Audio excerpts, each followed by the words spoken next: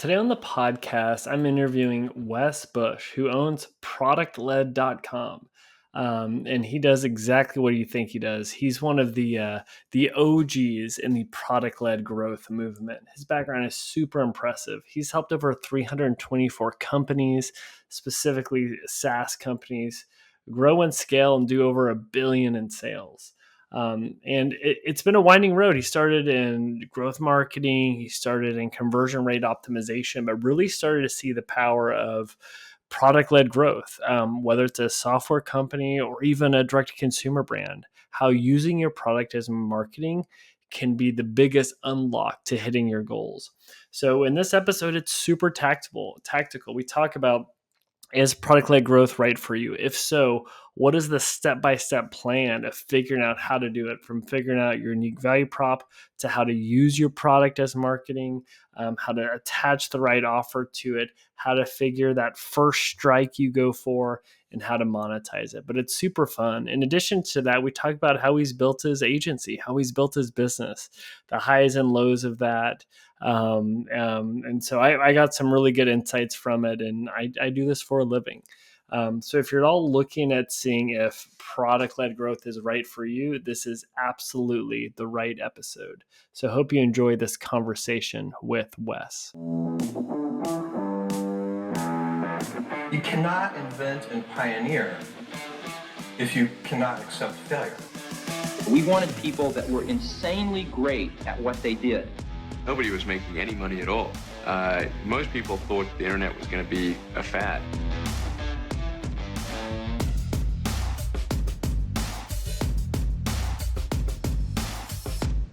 All right, we're gonna come off the top rope with the big question first for Wes. What is product-led growth? I hear people say PLG. I see the acronyms. Will you help for people that don't understand? Like, what is this thing? And I know you could probably answer this in an hour or in 10 seconds, so I'll let you choose something in between. Well, I'll spare everybody and I'll do more of the quick version. So I think a lot of people have been exposed to product-led growth before, there was even a term for it. Like when I go to airports, since I travel a ton, it's like, you go into the duty-free section, you try out cologne or perfume or something like that.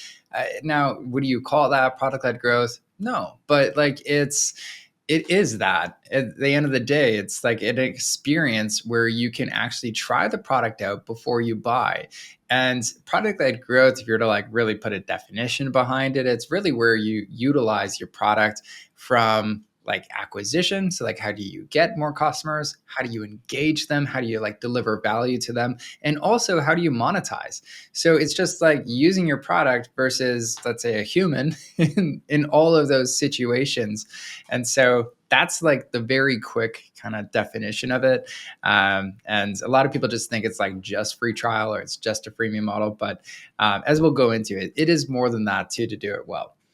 Okay, thank you. Can you give me some examples? What are the most iconic examples of product-led growth? And obviously, we'll be talking about SaaS. Maybe it's in SaaS. Maybe some that aren't in SaaS.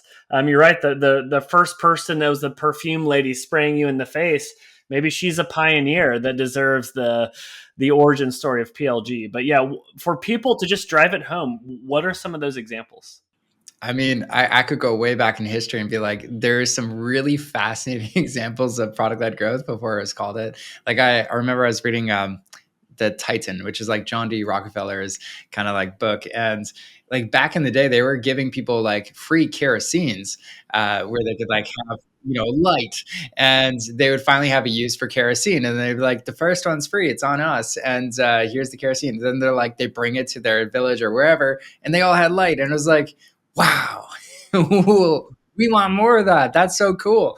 And so then they need more kerosene, all that fun stuff. So yeah, tons of examples. When we think of more modern examples, we might think of something like a Canva, where it's okay, I can design anything I want for free. That's fantastic. ChatGPT, one of the more up and coming ones recently, it's that's also a really great free motion. And you can type whatever you want, and there's certain limitations, but you get a lot for free, and you can try it out on your own. There's also different media related ones. When you think of a a YouTube, is that product led or not? And it's like, yeah, very much so. Like you get a ton of free contents, and then they monetize through the ads side of things too. And so there's tons and tons of examples wherever you see like, hey, they're leading with try for free, get started. A lot of those are like really great examples of product-led companies that actually just give you the keys to the product and they're like, hey, check it out for yourself. See if you can get the value out of it. Very cool. And so if I'm trying to dumb it down, it's like, if your product's so good, let product be your marketing. Almost like get out of the way of everything else and get the product in their hands in whatever shape or form, and let that be the marketing. Is that a way to put it, or where should you correct that? Yeah, no, I think it's absolutely that. I was talking with Jason Fried from Basecamp about this. He was like, yeah, like your product should absolutely be your best salesperson. It should also be your best marketer. It should also be like your best like customer success manager. And I love that because it's thinking about your product as kind of a human. Like not many people relate that, but if your product is really good, it should speak for itself.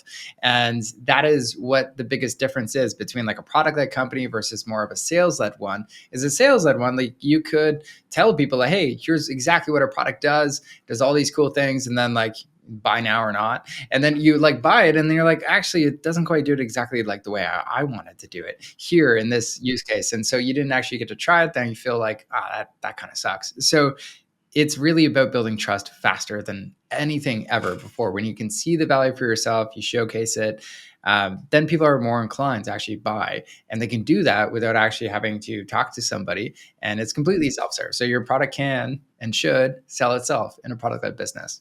Yeah. That's awesome. Yeah, even some D2C brands like Girlfriend Collective, they gave away like 100,000 leggings, and that put them on the map for getting more repeat purchase and recurring revenue. You hit on another thing of this idea of, what's your go-to-market motion? And for people listening, it's like, okay, what's our strategy to go to market and get customers? And there's people that are like, oh, we're a sales-led organization, we're Salesforce, or you're doing account-based marketing, where it's like sales and marketing working together. And then if you're like Jason Fried, your Basecamp, you're like PLG, product-led growth. I don't want a sales function, so your price point needs to support that, and your product is your marketing. For people that are like, okay, I want to do PLG, that's my option. How should you evaluate if it makes sense for your business to do product-led growth versus other options? And feel free to call out other options to consider. Like, what's that checklist to know I should be thinking about doing what Wes is focused on? So this one's tricky. It's like one of those good old, it depends kind of question, which is not that it's fun to answer, but I'll give some criteria to kind of like consider and think about. So one of them is, what stage is your market at? So when you think about like, is it a red ocean kind of market? Is it like a blue ocean? And for those that don't know the difference, haven't read Blue Ocean Strategy, great book. It's like the big difference between blue ocean, there's a lot of education. You're doing something net new. You're creating a ton of innovation. And usually as a result of that, you have to educate people on how to do that. Some things are different. Whereas a red ocean, it's like, it's well-defined. A lot of people know exactly what that category is. And so if you're in a red ocean, you should probably have a product-led motion to compete, because other people are, and you don't want to be competing with the less efficient go-to-market motion. It's just not scalable. They're going to be able to undercut you, whether it's by price, value, and customers are going to notice. So that's like one of those things I would say is one of the bigger factors. It's like, what kind of ocean conditions are you in? But then there's also like a bit broader of a question, which is, what problems are you best at solving? Now, some people I talk to, they're like, I'm amazing at solving like these complex, advanced problems. And that's a really oftentimes a good sign where it's like, hey, you're more kind of like inclined and set up for enterprise. And that might mean, as a result, with like higher lifetime value of those customers, you would need to have a sales-led process. And I was talking to the folks at VMware about this, and he's like, you know what, we have these products that they basically function like the heart of an organization. Like if this thing goes down, the entire business is like screwed. And, there's products that other feed into this, and it's like the core infrastructure. I was like, yes, that probably shouldn't be something. It's like, hey, yeah, let's just swap this out and we'll try this for 7 days for free and we'll see if it works. Especially for big companies, that just doesn't make sense. Now, for like single point solutions, solving simple problems, that's really where product led can thrive. And it does thrive really, really well when it's like single point solutions. You can do multi product, you can do all that later. It's just you got to build up to that skill set. So I would say, like, if you're to focus on just two of the criteria, there's like about 10 things I could like ramble on for like an hour on. Those would be like the biggest ones. Are you solving for simplicity or complexity? And then what are your ocean conditions? That's kind of like the 80-20 for that question. Very cool way to break it down. I like this single point solution. And also, yeah, these big companies where there's more stakeholders involved, complicated problems, more of a sophisticated sell, it's like it might be harder to kind of do the PLG path. Very cool. Okay, so we check the box. We're like, awesome, I can do it. I can do product-led growth. Talk to me around, what does that even mean? And to kind of lead the witness a little bit, you guys should. So I'm a sucker for frameworks. I love me a good framework. Wes and I were talking beforehand about traction and the entrepreneur operating system. And the thing that I love that you've been working on is kind of your system around being product led. So it's day one. I'm drinking the product led Kool-Aid. I can do it. Like, hold my hand on how I can do this without failing. Because I see so many people talking about wanting to do this and crush this and be the next Zoom with the 40-minute meeting and whatnot. Like, where do we begin? Yeah. And so this was like the new book I just launched, the Product Led Playbook, is literally answering this question where it's like, okay, if you're bought into product led growth, start with this book because it goes through the process of like 9 components, 9 steps you got to go through. And so for the very first kind of phase of this, it's all about like, okay, we got to set the right foundation for this to actually work. And the very first thing of that is we need a winning strategy, because the core premise of the book and SaaS and a lot of other industries right now too, it's becoming so easy to create new products that it's becoming a lot harder to grow and build those products and get like actual audiences, actual customers for that. And so what we're really going into this next decade is going to be people competing for the best go-to-market motion. And sure, product has a place in that and it's important, but you really have to have a really solid go-to-market motion to stand out and move from just being a commodity to actually somebody who has customers. And how you do that is you need to stand out and become a contender in your space. And in order to do that, you need to either do something different, have a different angle, focus on a different target market. But that first component really focuses on like, what is your winning strategy? How are you going to stand out and really make a lot of potential customers really say, hey, like what you're doing is really unique and special. Your approach is different or something like that. So that's the kind of first table stakes thing to focus in on.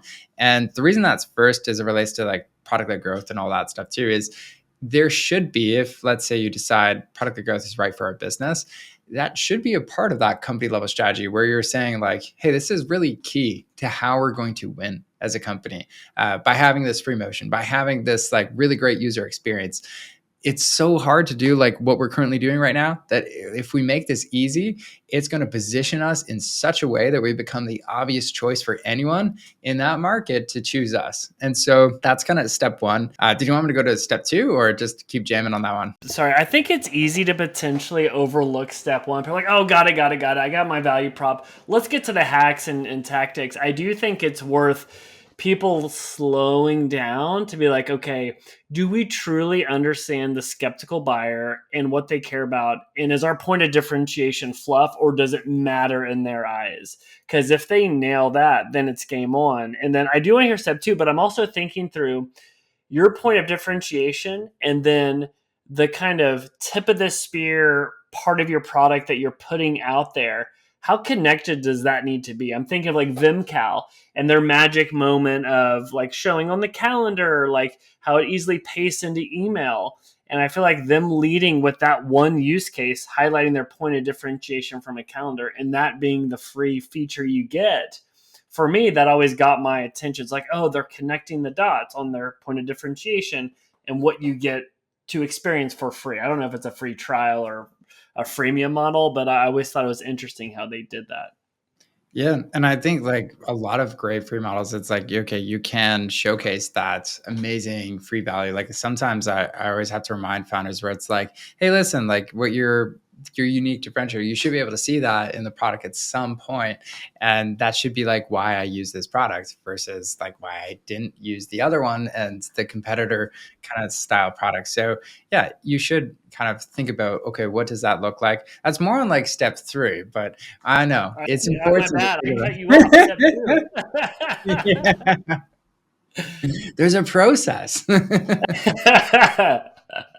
That's awesome. Wait, yeah. So hit on users because that's probably the most important one, right? Or up there. Yeah. So like there's two more for the foundation. The user is like right after you get your winning strategies. So what that really looks like is like who uses your product. It's not your buyer. It's the actual person who's going to use your product. And so that is for a lot of people, especially in the SaaS space, it's like, okay, like a lot of people could use our horizontal platform as an example, which is different than like a vertical based platform. Or it's just for like dentists as an example. So if you're not clear on like who that is, then you're usually going to create what I call watered down Gatorade. Nobody likes it. You might drink it. You're like, yeah, it's okay. But as soon as you get the real thing, you're like, I want that more than this because it's way better. Now, when you focus and spray and pray and you kind of like dilute everything in your business, not just your strategy, not just your product stuff, but not having an ideal user is really you just become watered down Gatorade. Your ads don't hit as hard. Your offer doesn't hit as hard. You're like, you can't understand what is the core value to them. So that's the first thing. You got to get really clear on who that is. But then more importantly, like, what is their end game? So what's big success look like for that specific person?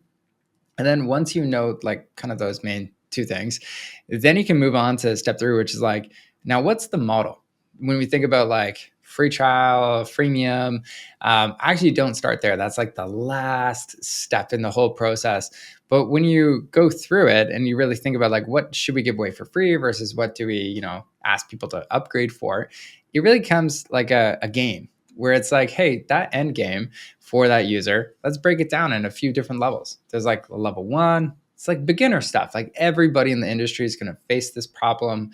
I'll give you an example. When I was working at Vidyard, like their beginner problem was actually creating a video. Because if people didn't create a video, then we couldn't actually show like, hey, Jim, did you watch 50% of the video or not? And that was kind of the big aha moment for a lot of people who were like, what? You can do that? It's so creepy and cool, but I love it. And so they would get excited about it. Now, intermediate problem might be like, now we need to get the rest of our team on this and using video across our entire sales team. And so I wanted to share that because like it's like everything in that beginner outcome is what you give away for free. So in order for you to send a video, like how many videos do you got to send? What else do you need to do that? Maybe there's a template, maybe there's a script generator, there's something else to make making videos really easy for you. And all that stuff should be free to make it easy so you get the value prop, you get to experience it. And it's not just like, hey, click around in our product and see for yourself kind of thing, what that looks like. Yeah. No, very cool. Like vision, get the users. I like how you said who has the purse strings and who's actually using it. And I think that's a key differentiator. Then you get to model. One thing on user, I think a lot of people can be nervous about niching down too much in those early days. Any advice for people where they don't want to be that watered down Gatorade versus, oh, if I focus too much, I'm going to miss out on an opportunity in this vertical or whatnot. How do you think through that if you've ever run up on that issue? Oh, totally. And a lot of this advice I'll give and stuff like that too, it's simple to give advice. But then there's when you're in the weeds and you're the founder and you're trying to decide what that looks like, it's really friggin' hard to like double down. And then there's also the like, this is the worst thing about giving advice. There's stage specific advice where I would say this advice is actually bad that I'm giving. But if you're like early stage, let's say you just started the business, don't actually go like, this is exactly who we're serving kind of thing. Like start a little more broad and see like, is it true? It's a guess at best when you don't have customers. And so you want to test it out, see if that makes sense and be a little more broad. And then you start to go through and see, oh, wow, like these customers are the best ones. So we have a bit more confidence to go through that. And so one of the activities I have that's not like the be all end all, but it helps a lot of people get focused on who is that ideal user is it's all based on the BJ Fogg behavior model. And what that looks like is how do we get somebody to change their target behavior? Because essentially, that's what we're trying to do. Like these ideal users have their current way of doing something, and we want them to do this new way. And so there's three things that have like a really kind of outsized impact on that. There's motivation. So like how motivated are these people to actually solve this problem? If they don't care, it's like, it's going to be really hard to convince them to do it. Second one is ability. So how easy is it to get them to do this? If it's, for instance, a developer centric, product, it's kind of techie and it's like, and we're selling it to, I don't know, therapist or something like was the therapist going to see more success in this or a developer? It's like, of course the developer, because they already have the skill sets they need to do that. And then the last factor is really triggers. So do they have like, whether it's internal triggers inside their head where they're thinking like, oh, I just got to solve this problem today. This is something that's on my mind. Or is it like an external trigger? Like, okay, my boss has reminded me like 10 times now to solve this issue, to fix up our reports. And I got to find like something to visualize this better and actually solve this problem. And so it's not the be all end all, like I said, but those three things, I just go through and say, you know what does that look like for your top like 3 or 5 ideal users? And then whichever ones have the highest motivation, ability, and triggers are usually pretty high contenders. Yeah, that's a really, I've heard a lot of different approaches to it, but I love the behavior change one. I haven't heard that one before. That's very cool. So I'm obsessed with offers. Talk to me around thinking through the offer and how it factors into your playbook. Yeah. So once you get the model, then it's kind of like, okay, we got to actually tell people about this offer. And there's really 3 pieces to the offer. I'm just pulling it up right here too. But the offer part is like really just like focusing on defining like what is your core offer. So what we really simplified on this one is there's like 3 core things that make it really simple for your offer to stand out. This first one is like, what is the main result? If we think about like all the things your product could do, what is like that main big outcome, that result? And then the next thing is like, what is the assurance? So every product has at least one really big objection. And it's funny because oftentimes the founders just don't know it, and yet everybody else does. So whenever we do this in like our coaching calls, as an example, we have this one company called Cloudle, and they will basically like you will hook up your AWS or whatever your cloud servers are, and they will tell you like, hey, here's all your security risks, and we'll audit it and we'll tell you all that stuff. So pretty cool product. And yet here was the objection. Everybody on that call was like, and this was before they updated their website. They're like, I'm kind of worried about actually like giving you the credentials to AWS because I don't quite trust this yet. And like, if this was a scam or like something like that, you would be screwed. And so there was a huge like hesitant kind of like everybody was thinking about this, and yet they just mentioned it to the founder. They're just like, really? Oh, wow. Okay. And like, if you met this founder, he's like the nicest guy ever, super trustworthy. But like, if you just looked at his site, you might not think that. And so he had to really confront that, like whether it's credentials, here's all the companies that are using this, like DigitalOcean, all these other things. So you got to confront that, whatever that big objection is. And then the last one is the advantage. So this is talked a lot about in like positioning, like April Dunford talks a ton about this, is like people buy approaches. And they have to buy this first. So what is the advantage of your product versus the others? Like for us at Product Led, it's like we're using a system that's been used by hundreds of other SaaS companies like yourself. It's proven to work.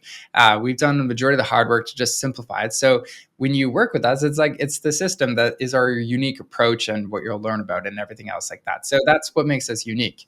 Now, those 3 things represent your core offer, and you got to like dial those in, simplify them quite a bit, and make sure like if people just read, the first scroll on your page, they can tell you right back what's the result, assurance, and advantage. Very cool. I like the advantage approach too. And just like being honest with the objection, because I think sometimes we might like bypass that. Okay, keep going. We got the offer, and as we go into experience and pricing, and I'm gonna have you at the end. I want to give some like killer examples of ones that have nailed this. But yeah, I want to hear on the full system. By the way, for listeners, I'm trying to get the book for free out of Wes, so that's what we're doing here. And yeah, we can also give the book for free for everybody. If you want to go to, if you want the audiobook for free, you can get it at productledgift.com, completely free. Nice. So this is the Blinkist or Cliff Notes version, but yeah, that'll have more meat to it. So nice. Definitely. All right. So once you get your offer, you'll have a lot more signups that are hopefully motivated. And since you already picked your ideal user, they're going to be like, hey, this is in the like our offer template. We really focus on like actually calling out that person. So if it's like SaaS founders, be like, this is for SaaS founders, and this is exactly the result, advantage, all that thing. So you really attract the right people, because the problem with onboarding is if you start with like bad inputs, even if you got the right flow and everything else like that, it still won't lead to a great free to paid conversion rate. So you got to start with like getting the right people in the door. Now, assuming that's the case, the next step is just how do you get frictionless onboarding? And so I can't go through the whole thing because that would take a while, but I'll go through one activity that will be like insanely helpful for people. I call this building your straight line to getting value. And how it basically works is you want to get really crystal clear on like, what is the first strike in your product where somebody like, as soon as they experience this, they're like, wow, Jim, this product's amazing. Like this might be for ChatGPT. You put in a like simple prompt and you're like, oh my goodness, like this marketing strategy it just gave me is like actually really good. For YouTube, it's finding your first video. You're like, wow, that's engaging.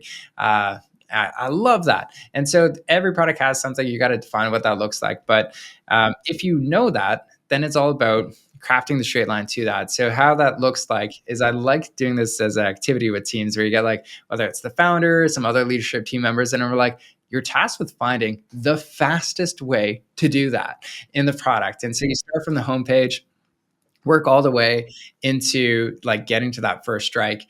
And what you're often left with is like, there's like 50, 70 steps, sometimes even a little bit more. And then it's like, okay, now, if we look at all those steps, which ones are like must-have stuff? Which ones are, a little advanced? And then which ones are kind of like we could just kill and it wouldn't impact anything. And so you basically just kill those red ones and then eventually you delay some of those yellow ones, introduce them later on. And you're left with your straight line, which is like the fast path to value. And even just doing that one thing usually cuts like 20 to 40% of steps. And it's been as high as like, as far as impact, just like 20% monthly recurring revenue boost for some clients as well, just by making it frictionless. That's awesome. I love it. I've heard the phrase like magic moment, but I like first strike and straight line because it has more urgency to it. And it's like, just get out of the way of everything there. Very cool. All right. So you go from experience like pricing and data. How do you approach that? Yeah. So once you get the onboarding, the kind of main, I guess, underlying principle of this and why it's this order too, is because in onboarding, the whole goal is like, let's just get you to value. Now, once you get people to value, this is when it makes sense to upgrade them because they're like, oh yeah, I love this. And I wanted to kind of continue on this journey. And so pricing piece is really important.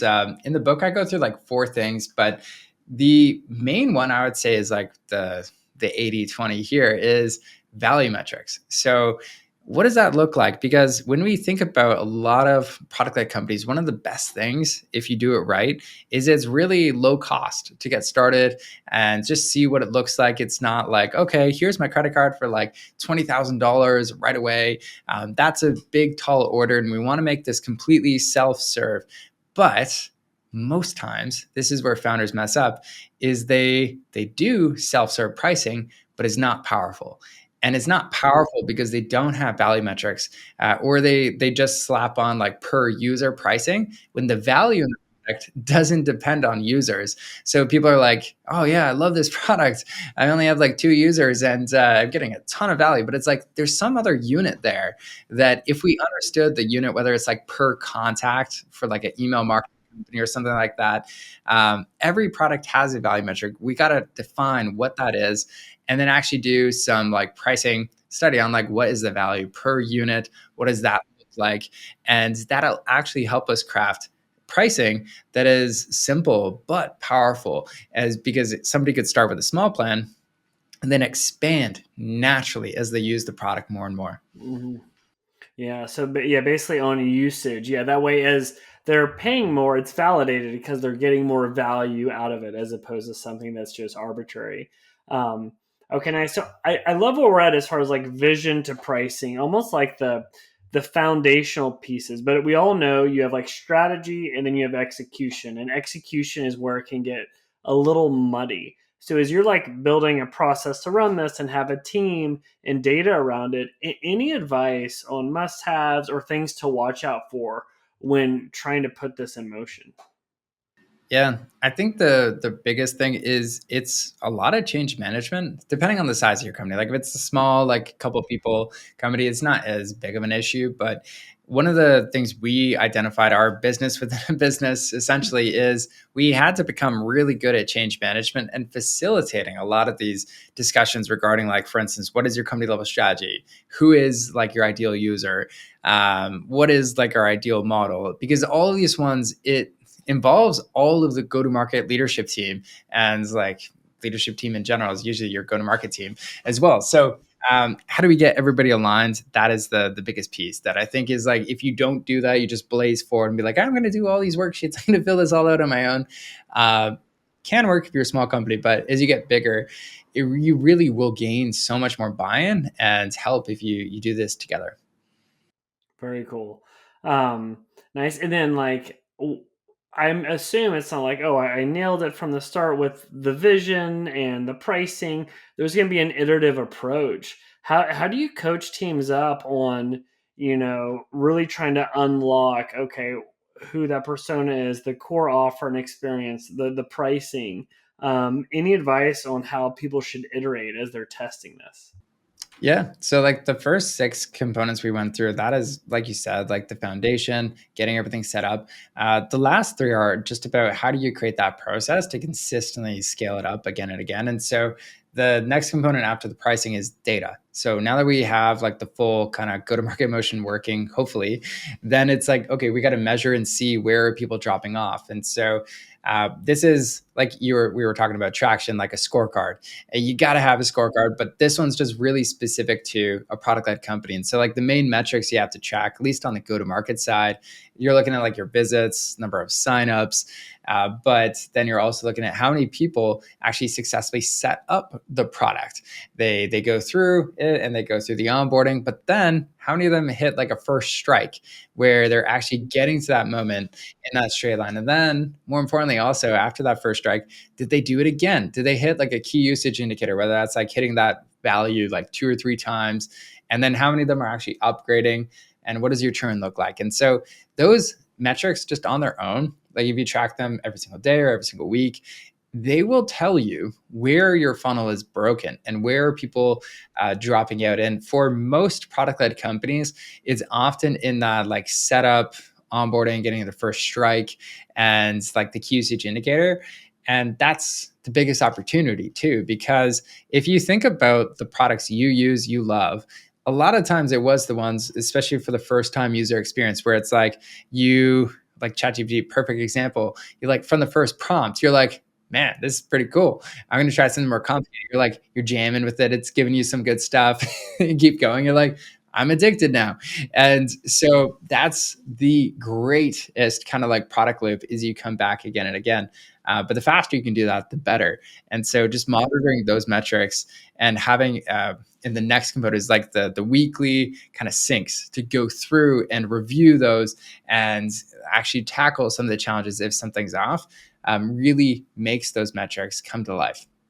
Yeah, no, that's so cool. The scorecard for EOS is amazing to be able to understand the business, even at a 30,000 foot view, and like where it's working, where it's not. And I love implementing that for kind of product-led growth. Very cool. And just quantifying first strike. I love that as a leading indicator for what you want. And coming back to that. So I want to shift to like your business with product led. I'm so fascinated in, I mean, you guys have been around for a while. You've got a really big team. And as you work with clients, is it more so on almost being this implementer for people implementing product led growth where you're coaching and overseeing teams almost on the strategy versus they're hiring you to do everything strategy and execution, and you're on the hook for driving new customers or for driving sales? Where do you all focus? Yeah, so I would say for the majority of this year, it's been more so on the strategy side of things, where it's been like focused on implementing each of those 9 components. But when we started doing that and we implemented the full kind of product led system, there's usually 2 things that go on. The first one is like, okay, every year or at least a couple times a year, we would want to update some of those things. Depends on the stage of the business, but for instance, like your strategy, at least even for bigger businesses, like you should do that once a year at least, because all these things, whenever you update them, like even your ideal user, your model, it's best when it's done, and then it decays. And so you consistently have to update these things. But what we started doing a lot more of at the back half of this year too, which has been really fun, is we actually go ahead and implement some of these things for companies. So for instance, like if they don't have a user researcher, it's like, fine, we'll do that for you and we'll do the heavy lifting there. And so we're getting a lot more hands-on with clients as we kind of go into this space, because we realize there's just a huge gap where you don't necessarily have, especially as an early stage company, all the resources to hire a user researcher, a pricing consultant, onboarding expert. And so we'll just kind of subset those gaps you have on your team to make sure you get to the ultimate goal. Yeah. Very cool. So able to flex and do a little bit of both. And I mean, you've had this agency, I think I saw since 2015, or this company since 2015. How has it evolved to get to this point? Because I land on it now, it's super impressive with everything. Was it always this clear cut, or like has it been a winding road? If a founder says that, I'd be like, bullshit. It's not like that. No, it's been many businesses as a first business. So, I mean, the one thing that's always been constant is it's always been focused on serving SaaS companies, helping them grow. The ways we've done that has evolved. So like it used to be me doing kind of like demand gen digital marketing for a lot of these SaaS companies initially. And then I would start working with these product led companies before they're called product led. And I'd always be asking like the founders and stuff like, hey, like what's going on with those users that I just sent you that signed up? And then we'd like open up this can of worms where it was like, oh, 60% of them aren't actually going into the product. I'd be like, God, okay, like pause all the campaigns. Like, I'm just going to hop in here and do like conversion rate optimization on this, because like this is your biggest opportunity. Until we fix this, then, you could actually have a business. And so I would just focus on those kind of biggest opportunities and engagements and getting users to value. And then it became like when product-led growth was coined by OpenView, I was like, oh, cool. Like that's literally what I was doing. Way better name than like conversion rate optimization for your product and like all this stuff that didn't make sense. And so, that's been kind of the journey. And then I just am a little obsessive with stuff. So like writing the book on product-led growth was me trying to understand product-led growth. And then this last one, product-led playbook, was really trying to distill like what separates the companies that really see great success with product-led growth and the ones that don't. And so each book is kind of like, it's a little mission for me to kind of understand. And then through the process, I create the systems, the frameworks, and all that stuff. That's awesome. Yeah, like teaching is the best way to learn, right? You've clearly done that well. And there's kind of 2 things that I see there. One is writing a category that is like going up and to the right. It's like, oh, it's already kind of doing that. Yeah, that it's been product-led growth. But yeah, absolutely. I'll lean into that because that's what I do. And then also, so writing a category. And then second, being positioned as a thought leader with content, with the book. Can you give any like experience shares on those 2 things, or advice for people thinking about choosing the right category or even becoming a perceived thought leader in that space? Yeah. I mean, I was studying like other folks in the, not like the product led growth space before that happened, because there was like, it felt actually kind of weird talking about it at the beginning because it was just me and like OpenView. I was like, is this thing going to take off, or are we just the weird ones like product led growth? But I did study like Talia Wolf in the CRO space, like Pep Laja in the CRO space as well. And that for me was kind of like, okay, those are great role models. I also studied Joe Polsey from Content Marketing Institute, chatted with him a few times. And I would say all three of them are really good at like positioning themselves as like a category creator and leader in the space. And so what I kind of documented is like they all had specific things. They usually had an event. They usually had a really good blog. They usually had like some of these things. And so I just had like this whole list of things of like how to create a category and like really focus in on it. And so it was just a matter of checking it off. And then, once you check off some of those things, you're like, is that really intentional for their business long term? And some things like the summit, it wasn't. And so we're like, okay, let's like dim that down for a few years. And then, I mean, now it's funny because I say that because I'm like, we're going to do one again in December, but it's going to be more like founder specific. So yeah, that's some of the things. But I think for your first question of like, how do you find and like define the creative category? Since I didn't like coin the term, I can't claim credit or anything like that to like the idea or the wording or stuff like that. But what I would say I was good at was finding something where I was like, this sticks. And this is something like I believe in. And so my like passion aligned with it, my core beliefs aligned with it, my core values, everything. It was just like, this is me. Like I love this approach. It's like part of my mission. I believe more companies should be product led, all that stuff. So I'm in it for the right reasons. And it's not just because I want to like, oh, Wes is a thought leader. Oh, product, I could care less. Like it doesn't like really feed my ego in that way. What does is like, hey, more people are finding out about product growth. I care about that stuff. And so I think find the mission that's worthy of like what you're into, and you're willing to do a decade at least in that space, because I mean, it's coming up on 8 years. I'm like, this has been a while. Whenever people start referring to you as the OG of something, you're like, God, it's been a while. You're like, what? Yeah. Yeah. Yeah. That's so cool, man. Really fun share and good comps on the people you recommended. And yeah, I agree. You got to be authentic to it. If not, you're going to burn out and not want to talk about it. So those people will come and go real quick.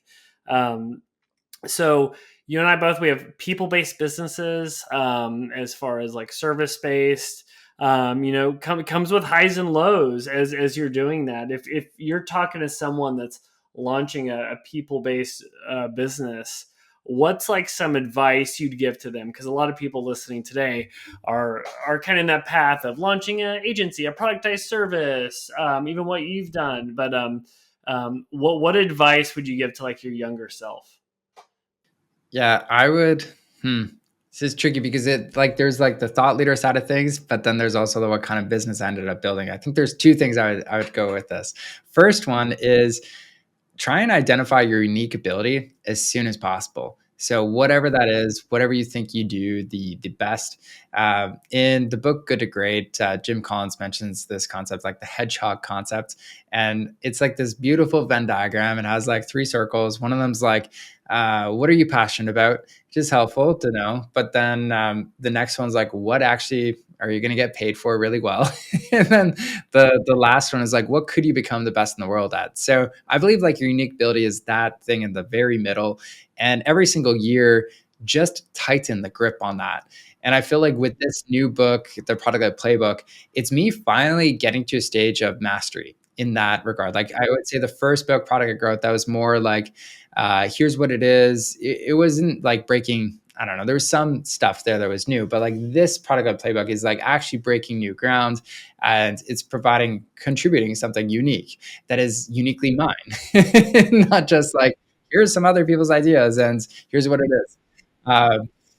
is. So that's the first thing. And I think the thing that goes beyond that to the people-based business part is once you create your unique approach, try and like productize it, because it's just so much easier to scale a business and really maintain the high standards. Because at the end of the day, people aren't buying you, they're buying your standards. And so if they purchase from you, or they whatever, it's like, it's the system, it's the approach, it's a really good implementer, it's all of those things, but they're buying the standard, not you. Yeah. Oh man, really good share. It's funny. I did a book on growth marketing. Not too just somebody, I was like obsessed with growth hacking and everything. And my first book is like, look at all these cool ideas from other people, as opposed to That's like where you anything start. Like, truly. I was the exact same too. Yeah, yeah. But once you get reps, you're like, oh, okay, here's my approach and system that actually kind of works, and I truly believe in and have validated. So, very cool, man. What one last question I always like to ask is, what is the nicest thing anyone's done for you in your professional career? Whew, that's a unique one. The nicest thing. It's weird that like nothing like pops up, but it's so like there's been so many nice things. I think there's just like, as you like go into entrepreneurship, there's so many people that are just always fending for you, trying to give you good advice. And so I've just been lucky enough to have really good like masterminds throughout the years. Like, I've always usually had some other like founders where we meet up, like whether it's once a month or bi-weekly. And it saved me from so many kind of like stupid decisions and like help vet specific things. So I wouldn't say it's any specific one, but I think if you're lucky enough to be in entrepreneurship for a long time, I mean, staying in the game is a success on its own too, if that's your end game. And then just find great people to do it with and get feedback from them, and have people that are willing to challenge you and tell you your ideas are shit. It's helpful. Oh yeah, because unfortunately, your employees or team members. I'm sure we'll have good ones that will be candid, but it's also nice to talk to other founders that'll just shoot you straight. And I love talking to founders that are older than me in founder years, because they've seen things, and so that's always fun and helpful. Well, cool. Wes, this was a blast, man. Super impressive. Okay, where should people go if they're interested in product-led growth? They're curious, like, I want to learn more, see if it's right for me, or hey, I want to not mess this up and get help with someone that knows your system. Where should we send them? Yeah, they can just check out productled.com. And there's a bunch of other free resources, free books as well, like the product led growth one we were talking about too. If you're not sure like product led growth is right for you, that one I would definitely recommend starting there. And then the new one, product led playbook, should be, by the time this comes out, released everywhere, whether it's Audible or everything else. But we also have it for free in the gift part. Awesome. Well, cool. Well, Wes, I love the content you've been putting out, man. Super impressive. Excited to kind of watch and see how this continues to go. But thanks for your time. No worries. Thanks so much for having me, Jim. This was a blast.